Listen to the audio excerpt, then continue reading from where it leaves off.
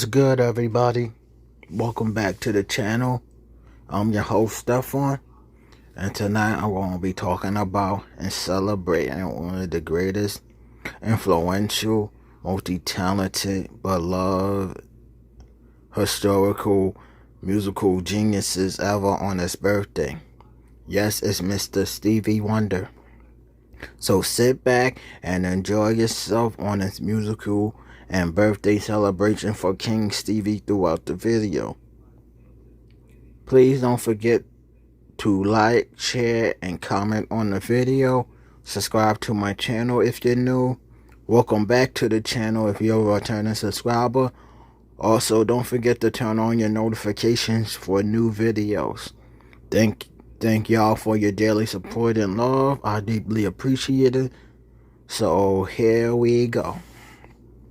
Happy birthday to one of the greatest, influential, multi-talented, beloved, historical, and undisputed musical geniuses and R&B kings ever.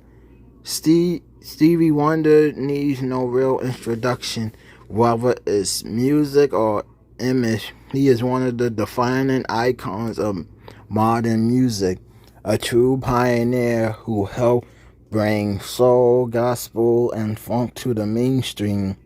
Stevie Wonder is well known for his amazing musical ability and captivity to draw on a number of genres including jazz, pop, funk, and electron.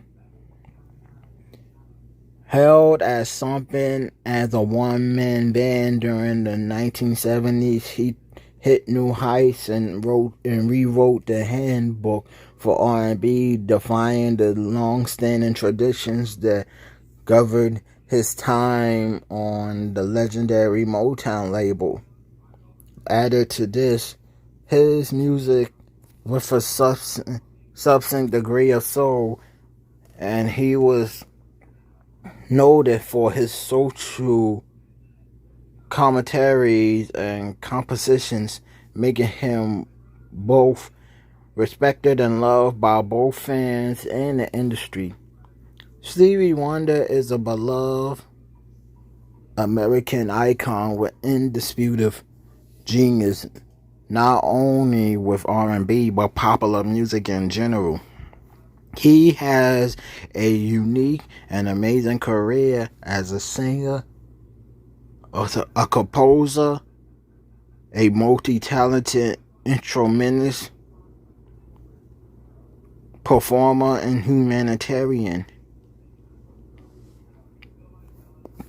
After his early years with Motown, who signed him up as Little Stevie Wonder at age 11, he gradually released a striking array of innovative music that would influence the world of contemporary music as we know it today. Blind since shortly after his birth, Stevie Wonder was a child prodigy who signed with Motown label at the age of 11, where he was given the professional name Little Stevie Wonder.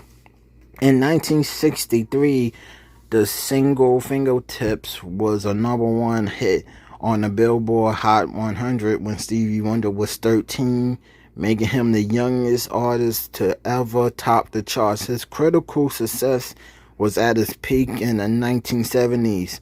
During the 60s, under the control of the Motown formula, Stevie Wonder evolved from the status of child protege to music superstardom, with a string of hits that progressively involved more and more of his songwriting, his musicianship, and production skills. He entered the 70s on a solid foundation to create some of the most enduring music of the century. At age 21, Stevie broke away from the Motown hit machine and demanded full artistic control for creating and producing his own music. This resulted in an impressive array of albums that are still considered groundbreaking achievements. With this newfound freedom in the early 1970s, Stevie pioneered the use of synthesizers, incorporating electric sounds seamlessly with other sounds. This venture hugely influenced the phase of popular music and the development of electronic musical genres. In 1973, he was the first black musician to win a Grammy for the Best Album of the Year, a feature that repeated for 3 consecutive albums. He has since gone on to win more than 25 Grammys and to be awarded the Grammy Lifetime Achievement Award in 1996. He has also picked up Academy and Golden Globe Awards for his soundtrack to movies. He was inducted in the Rock and Roll Hall of Fame in 1989, the youngest solo artist to achieve that feature, and also the youngest individual to be awarded with the Kennedy Center honor in 1999. This longevity of his music is evident in so many facets in our life, where his melodies and lyrics are frequently sampled and covered on records and movies, and has gained him the respect of his peers in the entertainment industry. However, behind the music scene, he is committed to so many humanitarian activities, such as Dr. King Jr.'s National Holiday, fight against apartheid in South Africa, fundraising for AIDS research, numerous children and cancer charities, and also always available for disaster relief fundraising. Stevie has also held his House Full of Toys annual charity concert since 1995 to raise funds for unprivileged children during the festive Christmas season. Stevie Wonder is without question one of the greatest personalities in music history. His powerful, expressive vocal presence, coupled with his musical elegance, form the broad personal spectrum of irresistible music and compelling emotion, which is his personal landmark. He is one of the best multi-talented artists of all time, with sales over 100 million records worldwide. He has won 25 Grammy Awards, the most by a solo artist, won Academy Award for Best Original Song for the 1984 film The Woman in Red. Stevie Wonder has been inducted into the Rhythm and Blues Music Hall of Fame, Rock and Roll Hall of Fame, and Songwriter Hall of Fame. He also was noted for his work as an activist for political causes, including his 1980 campaign to make Martin Luther King Jr.'s birthday a federal holiday in the U.S. In 2009, he was named United Nations Messenger of Peace. In 2014, he was honored with the Presidential Medal of Freedom. He achieved his biggest hits and highest level of fame and had increased album sales, charity participation, high-profile collaborations including Paul McCartney and Michael Jackson, political impact, and television appearance. Stevie Wonder continued to remain active in music and political causes.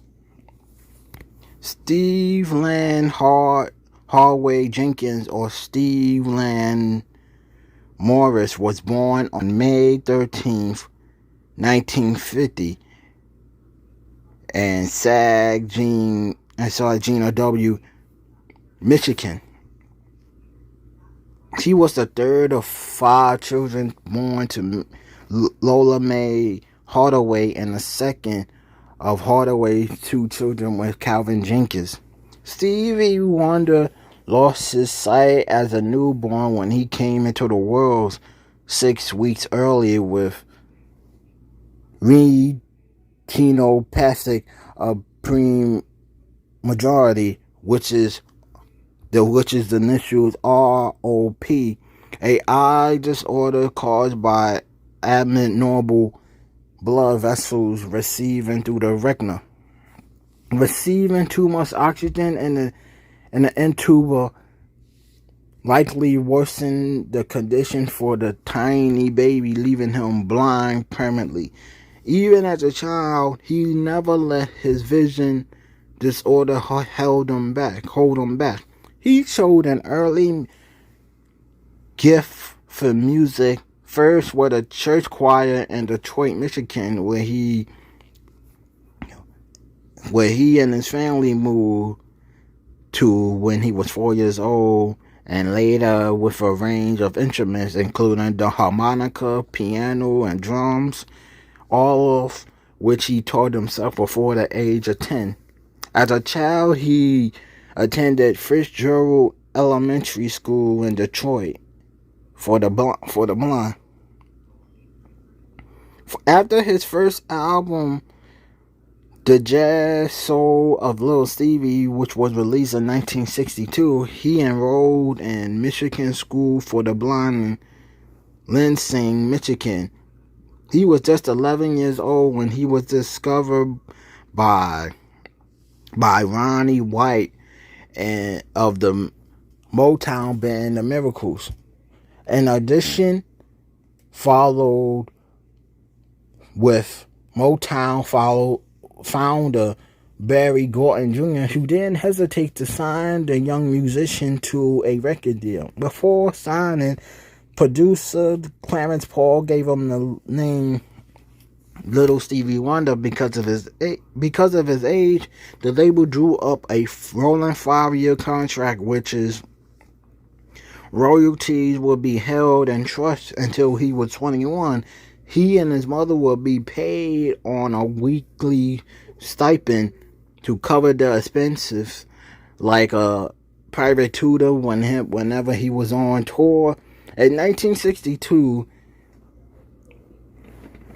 the newly named Little Stevie Wonder started working with Clarence Paul, who was a songwriter and, among others, released his debut, The Jazz Soul of Little Stevie Wonder, an instrumental album that showed off the youngster's remarkable musical musicianship.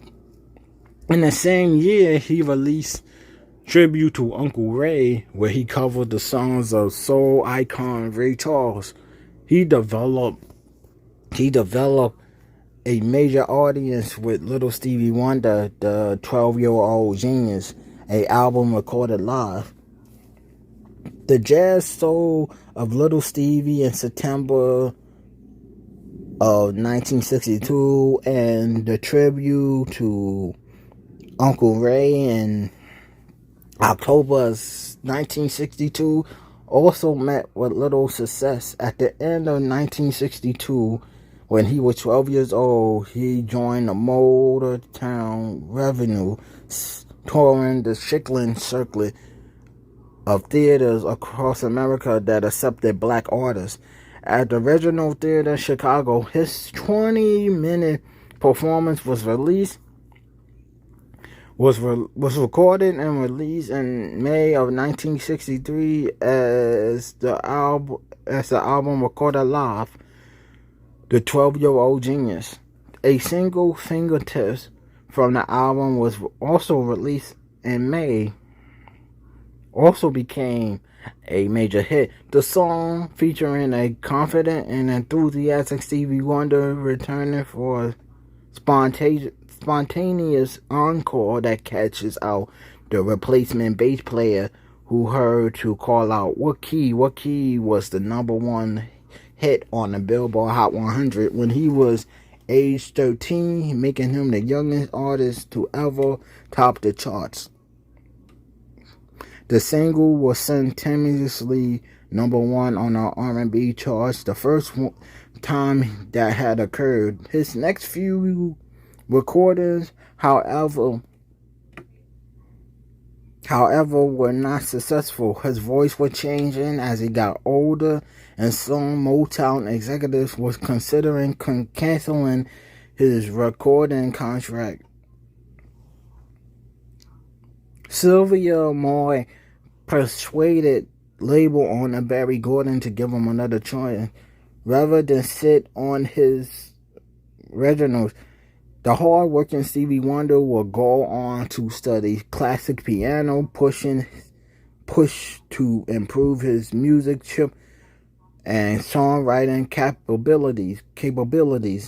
After dropping a little from his stage name in mid-1960s, he charmed out the top 5 pop single Uptight, Everything Is Alright, which reached #1 on R&B charts.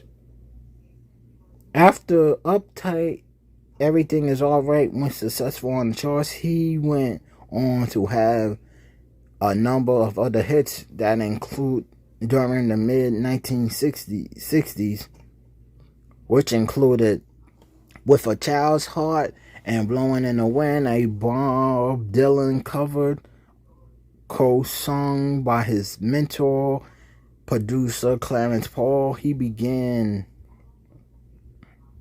to work in the Motown songwriting department, composing songs for himself and his label mates, which included The Tears of a Clown, a #1 hit for Smokey Robinson and the Miracles. It was first released in 1967. Mostly went unnoticed as the last track for the Make It Happen LP, but eventually became a major success when re-released as a single in 1970, which prompted Smokey Robinson to consider his intent of leaving the group.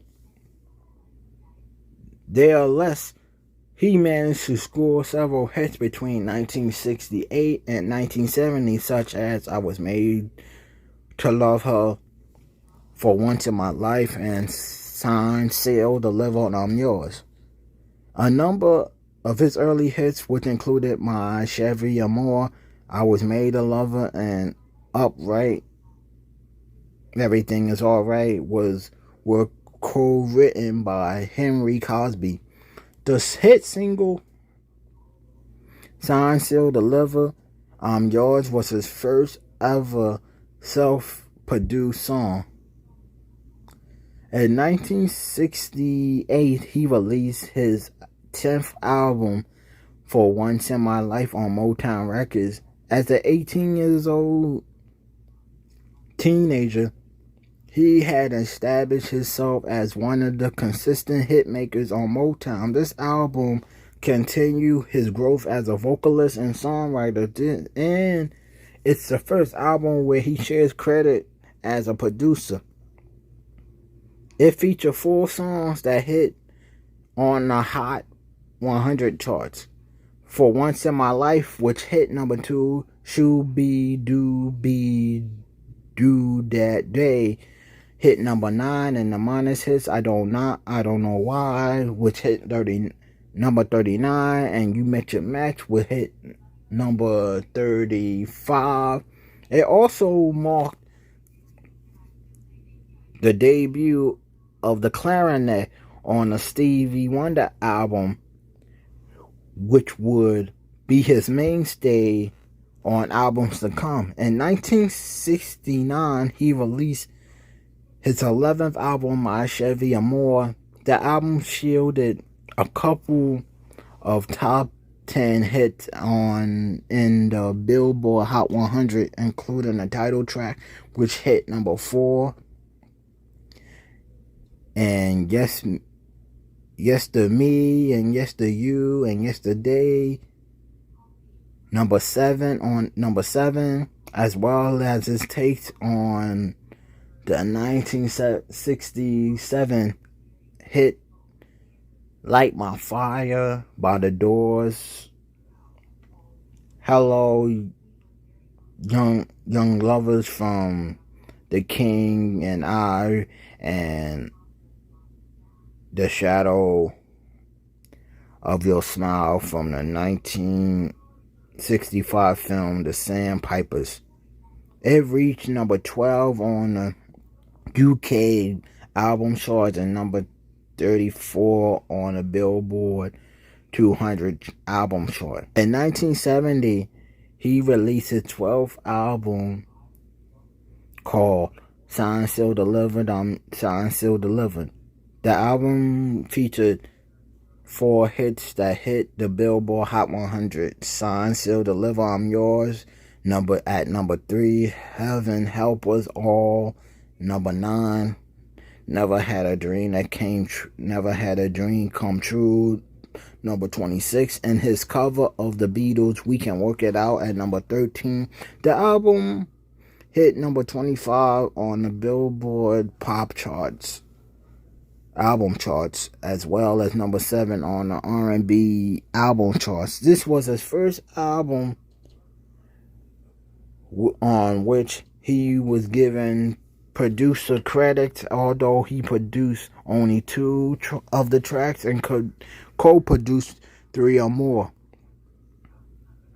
He wrote or co-wrote 7 of the tracks, starting with the year of My Cherie Amour, the romantic top 5 pop/R&B title ballad, as well as the top 5 R&B Yes Me, Yes to You, Yesterday. He would remain a consistent hitmaker over the 2 decades, with the artist co-producing the 1970 Signed, Still Delivered, an album that featured the number 1 R&B track and a top 5 R&B cover of the Beatles' We Can Work It Out. Also in September of 1970, at 20 years old, he married Syreeta Wright, a songwriter and former Motown secretary. They worked together on the next album, Where I'm Coming From, in 1971. In 1971, he released his 13th album, Where I'm Coming From. The album was released by Motown Records on April 9th, 1971, peaked on Billboard's pop albums at number 62, and on the Billboard R&B albums at number 7. All 9 songs were written by Stevie Wonder and Motown singer-songwriter Syreeta Wright, his first wife. It was the last album produced under his first contract with Motown Records. Anticipating this event, he took advantage of the fact that Motown would be forced to accept whatever he gave to them, and was able to produce Where I'm Coming From without any outside interference from the company. In particular, in the song I Wanna Talk to You, which portrayed a racial charged dialogue between a black man and a southern old man, which he portrayed both characters as a covert reference to his breakaway from Berry Gordy and Motown, particularly and an apparent in an Ablett line saying, I'm going to take my chair. Where I'm Coming From, which departed directly from the Motown sound employed by in previous Stevie Wonder albums yield the U.S. #8 single "If You Really Love Me," the soft ballad "I Never Dream You Leaving Summer."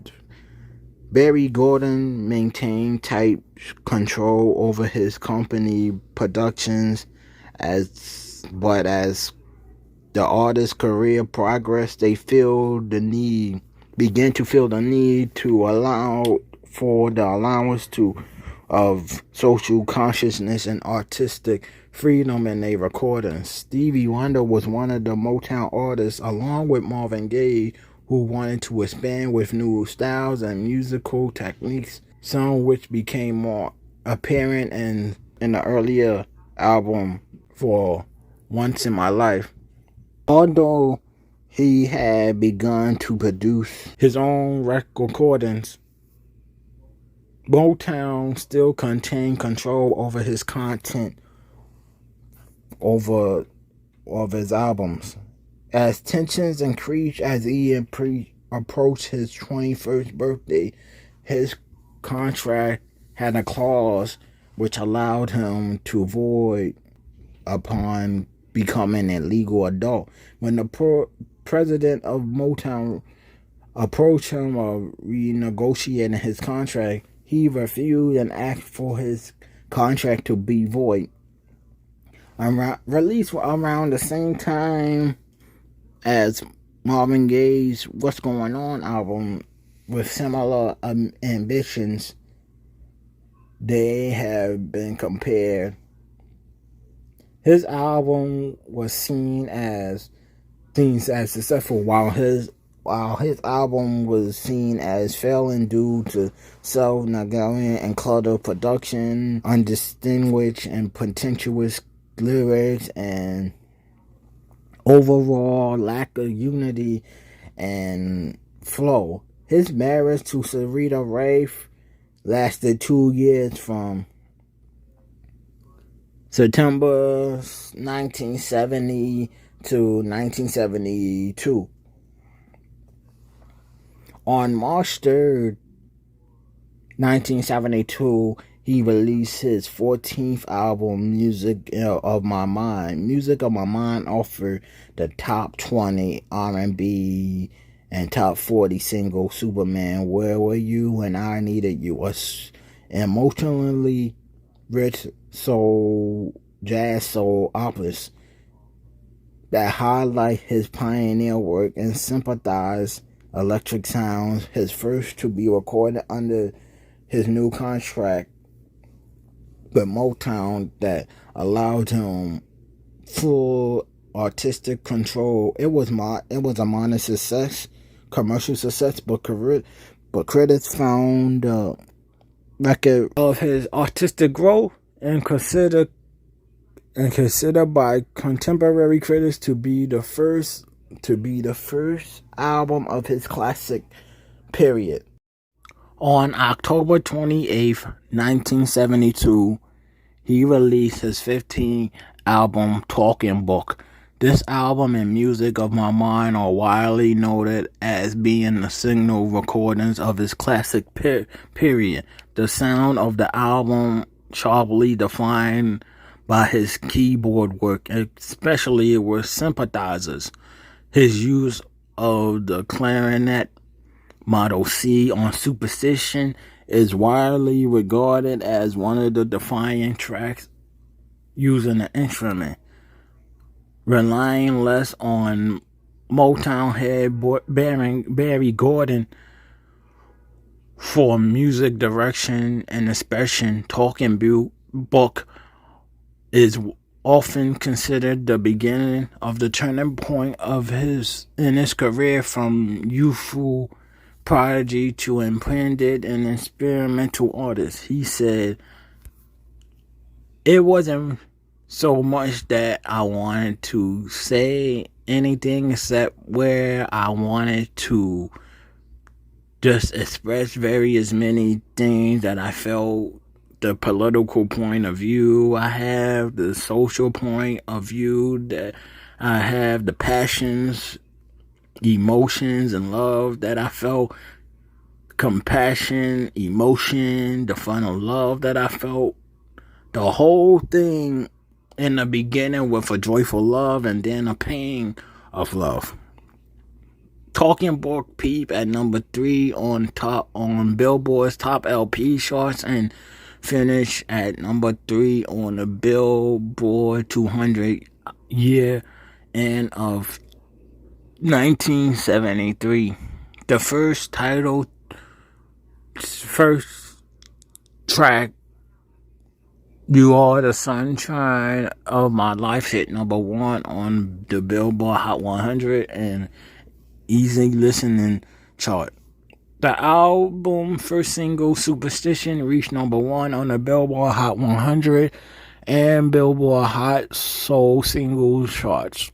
Talking Book earned him his first Grammy Award with You Are the Sunshine of My Life, winning Best Male Pop Vocal Performance at the 16th Annual Grammy Awards.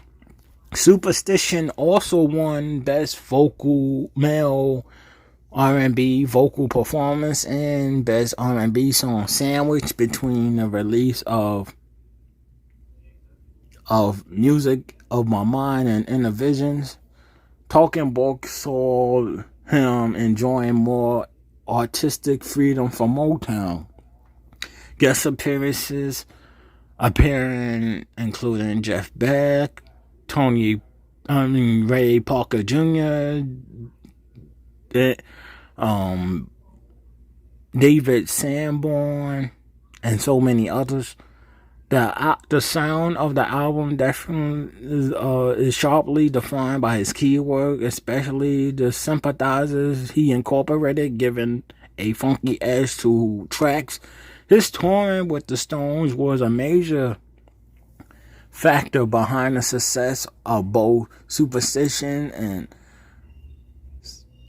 You Are the Sunshine of My Life. Between the two songs that won 3 Grammys Awards, an episode on the children's television show Sesame Street that aired in April of 1973, Stevie Wonder and his band performed Superstition, as well as of an original called Sesame Street Song, which demonstrated his ability with television, due in part to innate talent, and also because his deep commitment to his craft. He faced the difficulty of staying relevant as a musician as he grew from boy to man. His voice matured into a shining tender.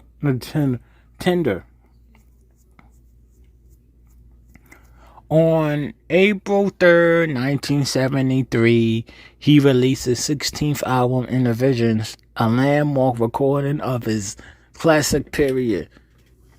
It also regarded his transition from Little Stevie Wonder and romantic ballads to more musically mature, conscious, and grown-up artist. A meditate concept album, significantly introspective, critical, political, and full of wit.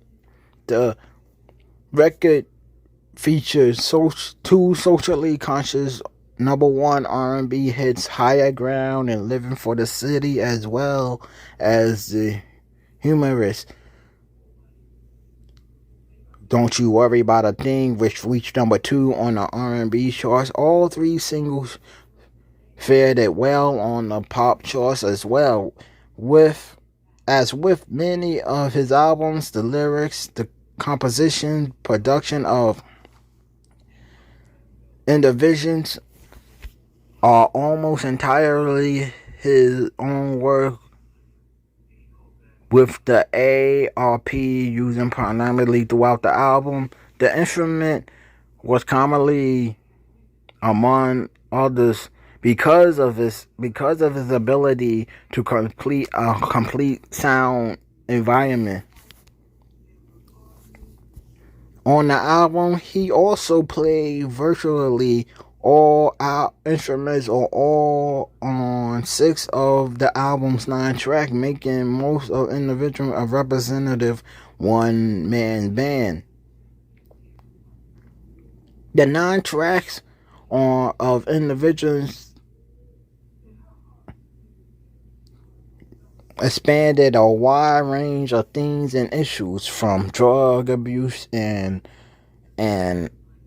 too high to racism systematically, and living for the city, to love and the ballads, and all in love that's fair, and Golden Lady. And the album closer, he's Mr. Know-It-All, which is a scattering attack on then U.S. President Richard Nixon, similar to his song a year later, You Haven't Done Nothing. Living for the City is one of the most first soulful music songs dealing with, especially with system racism, and use the everyday sounds of the streets, such as traffic, voice, and sirens, which combine with the music recorded in the studio. Innervisions peaked at number 4 on the Billboard Top LPs and Tapes, and number 1 on the Billboard Soul LPs, eventually finishing at number 4 on the magazine's Top Pop Album charts for 1974. At the 16 Grammys Awards, it won Album of the Year and Best Engineered Non-Classic Recordings, while Living for the City won Best R&B Album. Innervisions is widely considered by fans, critics, and colleagues to be one of his finest works and one of the greatest albums ever made. On August 6, 1973, he was injured in a serious automobile accident while on tour in North Carolina, when a car which he was riding in hit the back of the truck, leaving him in a coma for 4 days, resulting in permanent loss of his smell and temporary loss of taste. His climb back to health was still very long and slow. When he regained consciousness, he discovered that he'd lost his sense of smell, which he later recovered, and he was deeply afraid that he lost his musical sense too. Still, he had to take medication for a year, tired easily, and suffered several headaches. The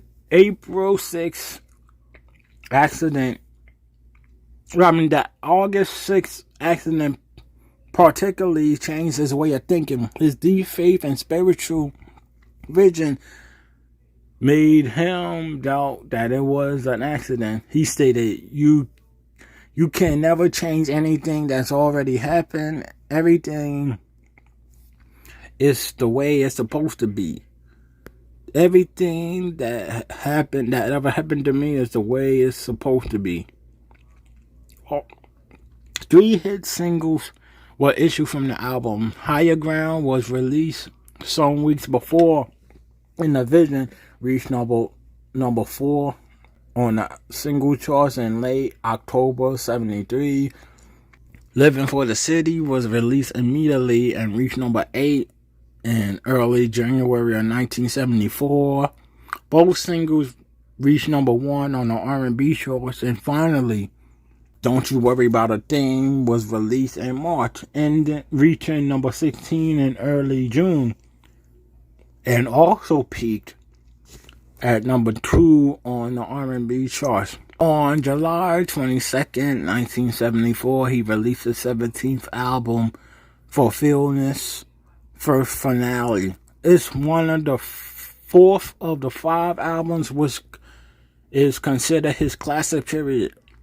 To the epic sweep and social consciousness of Innervisions, Fulfillingness first finale project, a reflective, decidedly sober tone, while masterly the musical arrangements used in several songs are considered spared to contrast to others among his 1970s masterworks, especially in the beat They Won't Go When I Go and the understatement and underrated creeping. Although Fulfillingness first finale was largely a stripped down and more personal sounding record, he had not completely forgone social commentary on the world around him. On the Billboard Hot 100 #1 single, You Haven't Done Nothing, launched a pointed criticism of the Richard Nixon administration, bolstered by drum machine, clarinet, and a Jackson 5 cameo. Fulfillingness first finale was his second album to top the Billboard top LPs and tape charts, where it remained for 2 weeks. It also reached #1 on the Billboard Soul LP, spending nine consecutive weeks there. Fulfillingness first finale won 3 Grammys at the Grammy Awards, including Album of the Year. Fulfillingness first finale released after he had survived a serious car accident that left him in a coma, displayed to his trademark to romance and beauty, while also looking squarely at spirituality and death. Fulfillingness first finale won Grammys Award for Best Male Pop Vocal, Best Male R&B Vocal Performance for Boogie On Reggae Woman, and Album of the Year in 1974. The Sexy Boogie On Reggae Woman went #1 on the pop charts as well, while the album tracks Creepin' and They Won't Go When I Go were eventually covered by Luther Vandross and George Michaels, respectively. He also produced and co-wrote 1972 album Syreeta and the 1974 album Stevie Wonder Presents Syreeta. By 1975, by the age of 25, he won 2 consecutive awards. In 1974 for Innervisions, and 1975 for Fulfillingness first finale. On September 28, 1976, he released his 18th album and my #1 all-time favorite Stevie Wonder classic, with Songs in the Key of Life. The double album has been regarded by music journalists and fans as one of the major albums of his classic period of recordings. Highly participated, the album surpassed all commercial expectations. It debuted at #1 on the Billboard Pop Album chart on October 8, 1976, becoming only the 3rd album in history to achieve that feature, and the first by an American artist after British singer and composer Elton John. Songs in the Key of Life spent 13 consecutive weeks at #1 in the U.S. and 11 during 1976. It was the album with the most weeks at #1 during that year. In those 11 weeks, Songs in the Key of Life managed to block out 4 other albums from reaching the top, including Breezin' from George Benson. The album was viewed as a guided tour through a wide range of musical styles and the life and the feelings of the artist. It included recollections of childhood, of first love and lost love. It also contained songs about faith and love among all people, and songs about social justice for the poor and downtrodden. It had 2 pop/R&B #1 singles, both the up-tempo Duke Ellington tribute, Sir Duke, and Back in the Day joint, I Witch. He additionally had top 40 hits with Another Star and As, with the harmonica lace, Isn't She Lovely, though not a charting single, nevertheless became a radio mainstay as it hailed as the birth that cherished the birth of his newborn daughter Isha. It is the most best-selling and most critical acclaimed album of his career, widely regarded as his magnum opus and one of the greatest albums in the history of recorded music. Many musicians have remarked on the quality of the album and its influence on his work, and most notable musicians have named it the greatest album of all time. By 1976, Stevie Wonder has become one of the most popular figures in R&B music, not only in the US but worldwide. Within a short space of time, the album's Talking Book,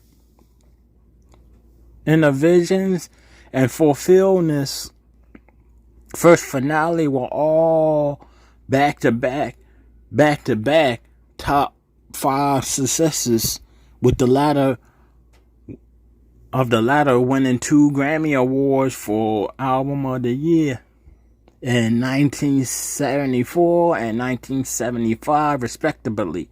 By the end of 1975, he became serious about quitting the music industry and migrating to Nigeria to work with handicapped children. He expressed anger with the way the U.S. government was running the country.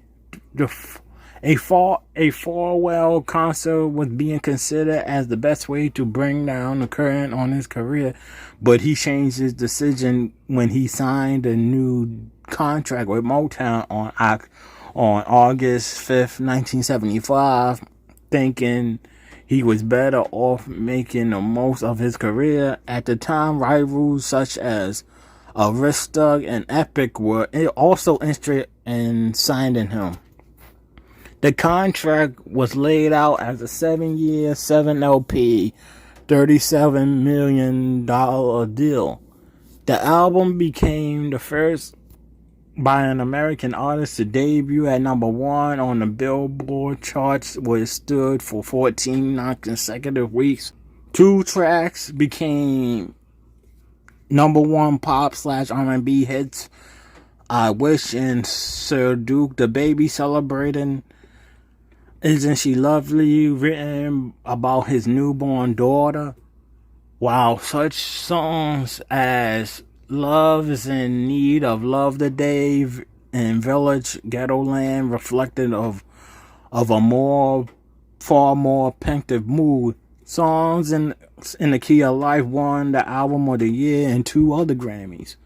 And during this era, he was working with other artists as well, including Minnie Riperton with the band Rufus, with Shaka Khan vocals heard on the Stevie Wonder pen top 5 and Grammy winning track Tell Me Something Good. Over the years, other artists struck gold with Stevie Wonder's remakes, as seen with Aretha Franklin #1 R&B cover, Until You Come Back to Me. That's what I'm going to do. Among array of honors, he captured 15 Grammys awards during the decade with Innervisions, Fulfillingness, First Finale, and Songs in the Key of Life, each recognized as albums of the year by those incredible lofty standards. The 80s weren't nearly successful for him, but he still continued to be a huge musical force. He ended the 70s with the double album Journey Through the Secret Lives of Plants and Advanced Garden, set for an release document featuring the top 5 pop/R&B pop ballads, 10 One Your Love. Following the commercial and disappointment of his journey through the secret plants, he felt struggle at the turn of his new decade. He insists to the media that Journey Through the Secret Life of Plants was not critical or came as his album during his classic period because of Motown weak promotion for the album. In 1979, he also wrote and produced the dance hit Let's Get Serious, performed by Jermaine Jackson and ranked by Billboard as the #1 R&B single of the 1980s. On September 29, 1980, he released his 19th album, Hotter Than July. Hotter Than July was more commercial affair with the disco track All I Do, as well as the #1 R&B hit, Master Blaster Jamming, and reggae-influenced tribute to Bob Marley. And the top 5 country R&B influenced number, I Ain't Gonna Stand For It. He successfully spearheaded a movement to create a national holiday recognizing the birthday of Dr. Martin Luther King, a celebration he sang about in the track Happy Birthday from Hotter Than July. Happy Birthday also became a major UK hit as well, reaching #2. Inspired by the growing popularity of Bob Marley and his music and his clear messages against war, Master Blaster Jamming was #5 on the U.S. charts, R&B charts, and #1 on the R&B charts. Was his way of honoring Bob Marley. The country influence, I Ain't Gonna Stand For It, reached #1 on the U.S. Billboard charts, #4 on the R&B charts, and the ballad Lately landed at #4. And the upbeat Happy Birthday was other notable successes from the album. Despite world critical acclaim from his previous work such as Songs in the Key of Life and Innervisions, Hotter Than July was his first album eligible for platinum success status as Motown sales records before 1977 were not audited by the RIAA. In 1982, Stevie Wonder original music Aquarium was released as a compilation album. It collected 11 top 40 hit singles and 5 album tracks, including 4 previous unreleased tracks from 1972 to 1982. The album peaked #4 on the Billboard 200, at #1 on the top R&B album charts in the US, and went #8 in the UK. It has been certified gold. The 4 new songs that were issued as singles to promote the album started with That Girl and Do I Do, reaching the top 10 and the top 20 of the US pop charts and number 1 and number 2 on the R&B charts respectively. The album included 4 new songs. The 10-minute funk classic Do I Do, which featured Dizzy Gillespie, The Girl, one of the year's biggest singles to chart on the R&B side. The front line about a narrative about a soldier in the Vietnam War. He wrote and sang in first person. And Ribbon in the Side, one of his many classic composers. He also gained a number 1 hit that year in collaboration with Paul McCartney and the ballad to Rachel Harmony with Ebony and Ivory. In 1984, he released the album for the Gene Wilder movie with The Woman in Red, which featured contributions from Dionne Warwick, as well as the top 5 R&B hit Love, Light, and Flight, and the massive number 1 pop single I Just Called to Say I Love You.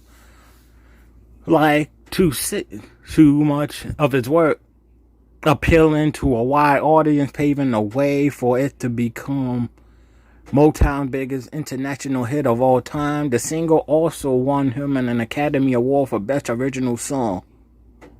On September 13th, 1985, he released his 20th album, In Square Circle. The album featured the hit singles Part Time Lover, which hit number 1, Go Home, hit number 10, Overjoyed, hit number 24, and Atlanta Lala, number 85. The album won Best Male R&B Vocal Performance at the 1986 Grammy Awards. And Square Circle made the top 5 on the pop album chart, spending 12 weeks at number 1 on the top R&B charts. The historical track Part-Time Lover, the first song to ever reach number 1 on the pop, R&B, and adult contemporary and dance charts. The album was certified 2 times platinum. He was also featured in a feature duet with Bruce Springsteen on the also charity single for African Feline Relief, We Are the World. He was also a part of another charity single in the following year, the A-Spire, That's What Friends Are For, with Dionne Warwick, Elton John, and Gladys Knight. He was also featured in a Shaka Khan cover of Prince, I Feel For You, alongside Melly Mel playing his signature harmonica. In 1987, he appeared on Michael Jackson's Bad album on a duet, Just Good Friends. Michael Jackson also sang a duet with him entitled Get It on his 1987 album Characters. This was a major hit single, as well as Skeletons and You Will Know. In 1987, he released his 21st album called Characters. The album featured 6 singles, including the Grammy-nominated Skeletons with hit number 19 and You Will Know at number 77, both reaching number 1 on the Billboard's R&B charts, the former being the most recent American top 40 hit of his career. The album also contained a duet with Michael Jackson called Get It, which hit number 80 on the charts, which was a minor hit. The album earned him 3 Grammy nominations in 1988 to 1989. The album first single, Skeleton, received 2 nominations for Best R&B Song and Best Male R&B Vocal Performance at the 30th Grammy Annual Awards, losing to Smokey Robinson this to See Her respectively.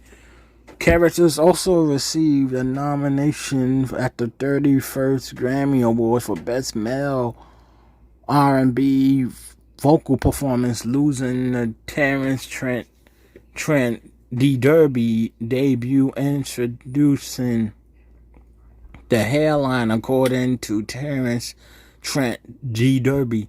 The album was certified platinum. After 1987 Characters album, he continued to release new material but at a slower pace. In 1991, he continued his soundtrack contributions with the 1991 soundtrack and film Jungle Fever. Jungle Fever became his ninth album and fifth in a row to reach number one on the Billboard R&B album charts. 3 singles were released from the album. The first and biggest single from the soundtrack was Gotta Have You, which hit the Hot 100 at number 92, R&B charts number 3. The second single, Fun Day, hit number 6 on the R&B charts and number 63 on the UK charts. And the final single, These 3 Words, hit number 7 on the R&B charts. In 1995, he released his 22nd album, Conversation Piece. This was his first full-length non-studio album since Characters in 1987. This album yielded the hits For Your Love, a Grammy winner for him for Best R&B Male Vocal Performance, and the reggae flavor Tomorrow Robbins Will Sing. In 1996, the same year, he received the Grammy Lifetime Achievement Award. The album was certified gold. Into the 21st century, he continued to perform and record through mainly guest appearances. In 2005, he released his 23rd album, A Time to Love, his first new album in 10 years. Time to Love was released in October of 2005 to lower sales than previous albums and lukewarm reviews. Most reviewers appear frustrated at the end of the long delay to get an album that mainly copied the style of his classic period without doing anything new. The first single, What's the Fuss, was released in April. The second single, From the Bottom of My Heart, was a hit on the adult contemporary R&B radio. The album also featured a duet with India Ari on the title track, A Time to Love. In 2006, his mother passed away and he took a hiatus from music. He sang at the Michael Jackson memorial service in 2009, at Ella James' funeral in 2012, a month later at Whitney Houston memorial service, and the funeral of Aretha Franklin in 2018. In his personal life, he is the father of 9 children from 5 different women. He also been married 3 times. Stevie Wonder has received many honorary degrees in recognition of his music career. He also been a long-time advocate for improving services for the blind and those with disabilities. In connection with international persons with disabilities, he was named a United Nations Messenger of Peace in 2009. He's dedicated his Oscar win to future President Nelson Mandela and performed it on the number 1 and had performed on the number 1 charity singles We Are the World to raise money for Africa, and That's What Friends Are For with Dionne Warwick, Elton John, and Gladys Knight, benefiting the American Foundation for AIDS Research. In 2014, he received the Presidential Medal of Freedom from President Barack Obama. In addition to his acclaimed artistry, he routinely tackles social issues through his music and appearances. He successfully spearheaded a movement to create a national holiday recognition the birthday of Dr. Martin Luther King, a celebration he sang about in the track Happy Birthday from Hotter Than July. He also has been credited as a pioneer and an influence to musicians through various genres including pop, R&B, soul, funk, and rock. A true musical pioneer, a musical genius, and most importantly, a loving and dedicated father to his children. Before I end this birthday tribute to King Stevie, I just want to say how this man and his amazing music played an important and major part of my life. He was one of my all-time favorites that became a musical influence that introduced me to my lifetime love and appreciation for old school music, and also helped me to be more socially conscious as I got older. This man is one of the most special, greatest, multi-talented, beloved, and influential worldwide R&B treasures that we still love and enjoy today. So let's give this amazing man his daily flowers, love, and respect and recognition while he is still with us. Thank you for coming on this birthday and musical celebration with me throughout the video. Please don't forget to like, share, and comment on the video. Subscribe to my channel. Also, don't forget to turn on your notification for new videos. And like I said, let's celebrate our legends while they are still alive.